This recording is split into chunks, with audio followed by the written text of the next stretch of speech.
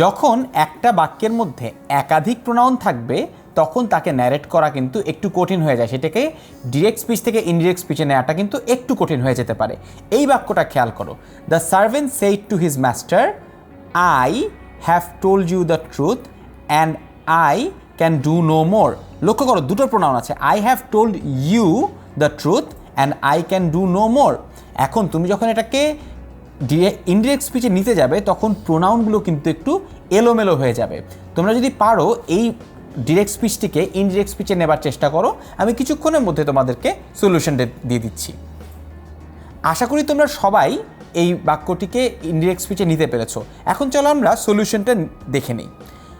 লক্ষ্য করো এই বাক্যটিকে যদি আমরা ইনডিরেক্ট স্পিচ করতে চাই তাহলে যেটি করতে হবে তা হচ্ছে the servant told his master that he had told him.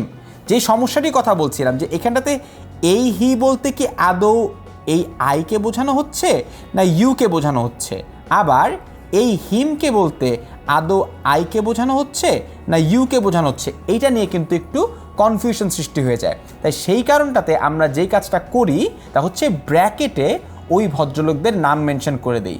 The servant told his master that he, এইখানটাতে এই হিতে কোনো ব্র্যাকেট ব্যবহার করতে হচ্ছে না, কারণ দ্য সার্ভেন্টের পরেই কিন্তু এই প্রোনাউনটা ব্যবহার করা হচ্ছে।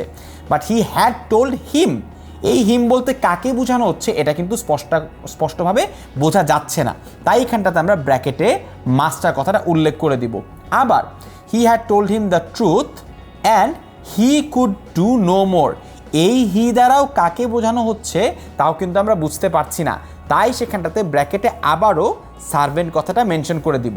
অর্থাৎ কি দাঁড়াচ্ছে, যদি ইনভার্টেড কমার ভিতরে একাধিক প্রোনাউন এমনভাবে থাকে যে কোন প্রোনাউন দ্বারা কাকে বোঝানো হচ্ছে এটা বোঝা না যায়, সেক্ষেত্রে আমরা অবশ্যই ব্র্যাকেটে ওই যাকে বোঝানো হচ্ছে তাকে এখানটাতে মেনশন করে দিব।